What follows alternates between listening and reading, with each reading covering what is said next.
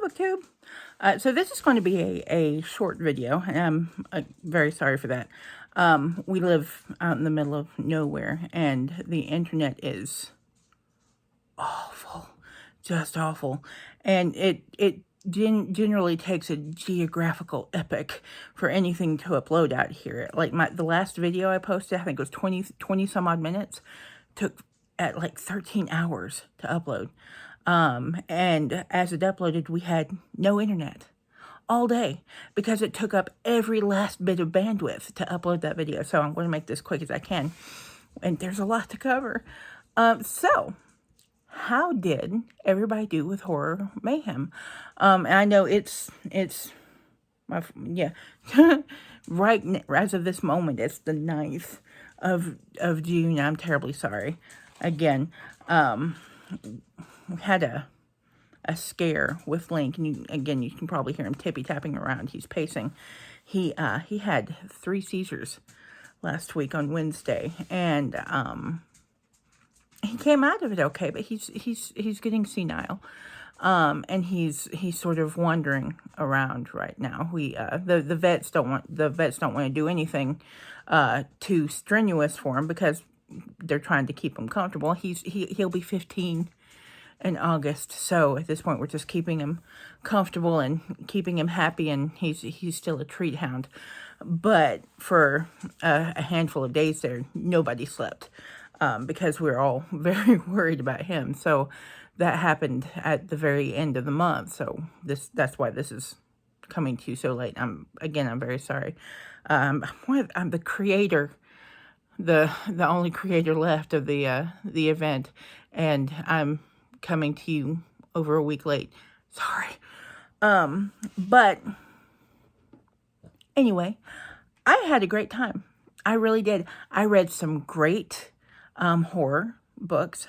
I read some fantastic horror. Absolutely nothing is going to beat the dinosaur ghosts. I'm just saying, just nothing is going to beat those dinosaur ghosts that I talked about in my first week. I also read some pretty rough horror. I discovered something about myself. I like a pretty wide range of horror. I really do. But I don't like the horror that is disturbing just to be disturbing. I like horror that is actually attempting to be scary, that's attempting to be creepy, not that is attempting to make you go, meh. There's a scene in one of the books I read. It's about these cave monsters. I can't remember what it's called, and I don't really have time to go into it.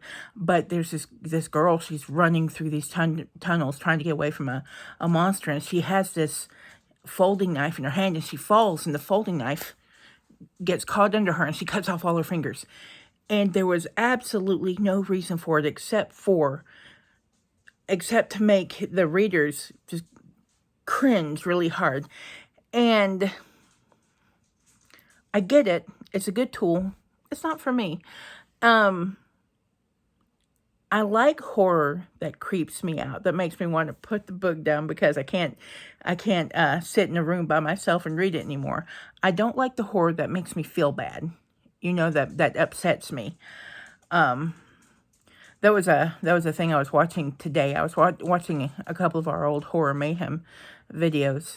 Just every once in a while, I'll watch her old videos just to hear Scott, you know. And he was talking about how he had never read a book that actually scared him, and he hadn't.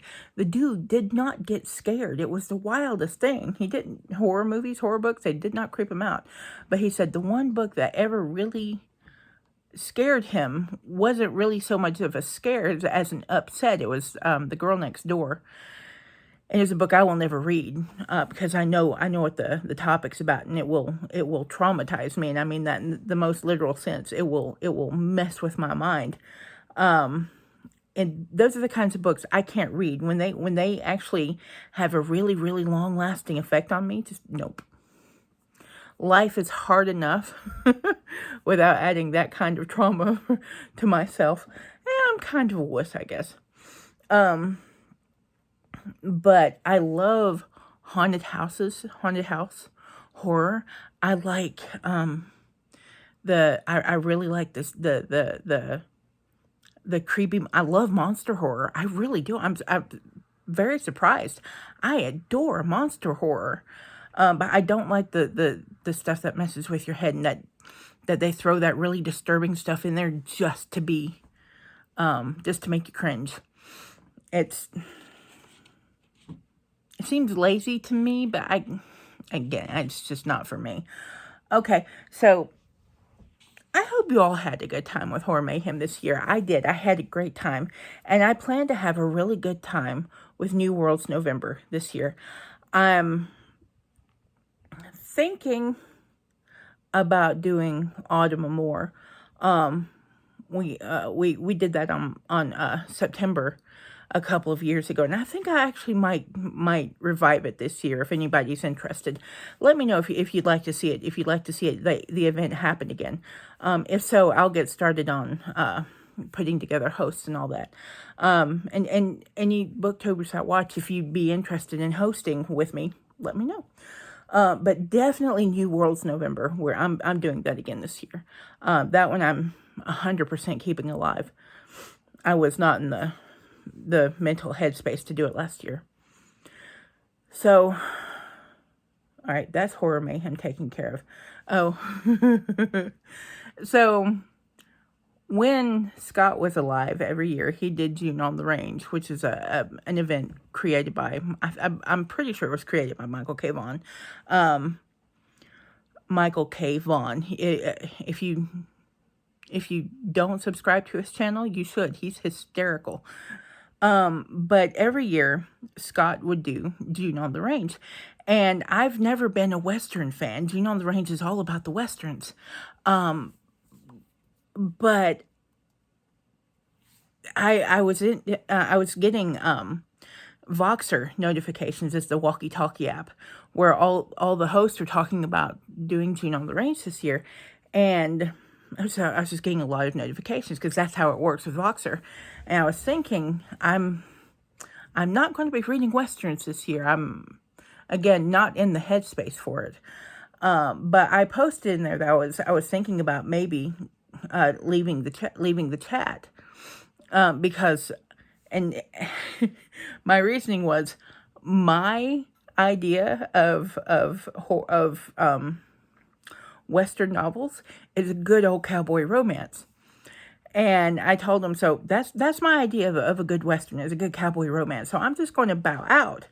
And and as a group, they all came back and said, no, cowboy romances count. They're cowboys. They're out on the range. It is June on the Range. Cowboy romances count. So I'm not hosting this year, but I am going to participate. And I figured I'm just going to find the most unhinged cowboy romances I can get my hands on and read them this year, because I think it would surprise you how many different types of subgenres there are in the cowboy romance subgenre. The first book I'm reading, I'm actually going to start it today, is called Princess for the Space Cowboy. It's a sci-fi Western romance. And it's a mail order bride sort of deal, and I love mail order bride romances because as a general rule, the women in those stories actually go into the romance with hope. You know, they actually go into the romance hoping that they can make a life out of this, and that makes me happy. Nothing is more frustrating than reading a romance about a person who has absolutely no desire to experience a romance. I'm here for romance, damn it. I want to see romance.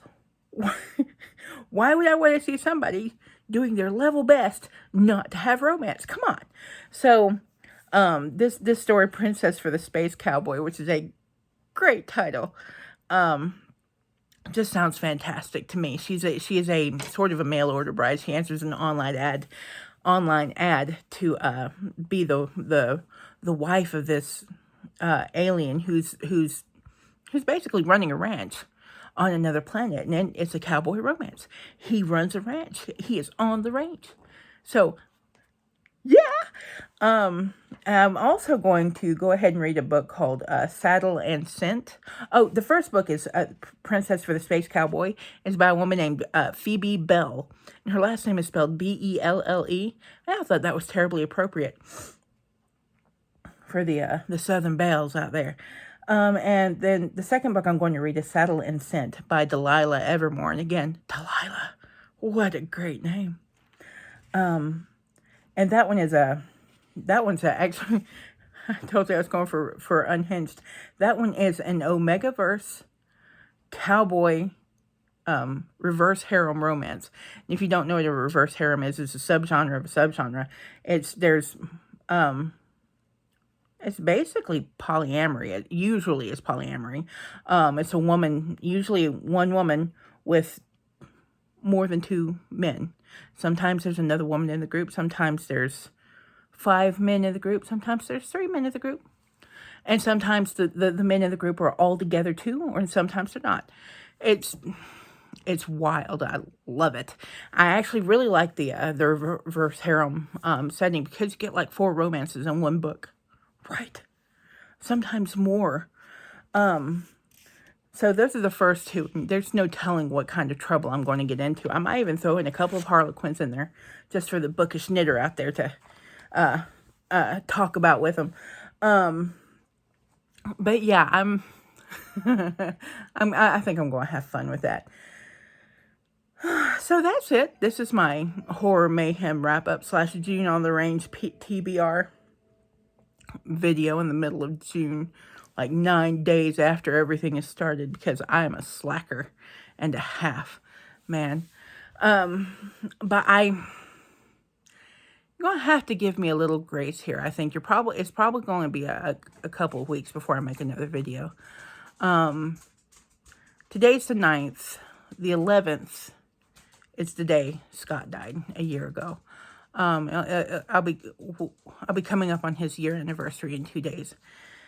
And I don't expect to just sort of be absolutely out of service, if that makes any sense. I don't expect to be completely out for the count for that day. It's just going to be kind of a melancholy day for me.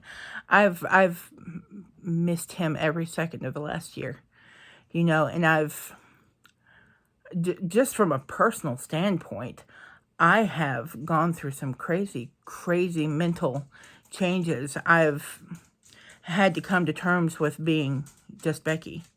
It's always, for me and Scott, it was always Becky and Scott.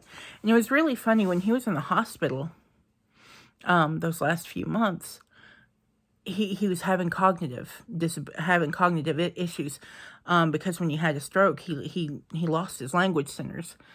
And, he could speak from memory. So he could sing songs. We would sing Fly Me to the Moon all the time, and he knew all the words backwards and forwards. But if I asked him, "What's your name?" he couldn't tell me. But I would come in and I would say, "What's your name?" And he could not tell me. But he'd say, but I'd go with, "If I'm Becky, that means you're," and he'd say, "Scott." And I would say, "Scott and he'd say, "Becky." Because in his mind, that was just the way it was. It was Scott and Becky. And Becky and Scott. And it was always just, it was the 2 of us together for 18 years. And nope. Not going to do it, sorry.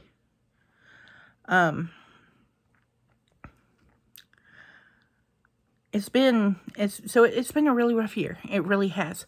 And it's coming up on a full year.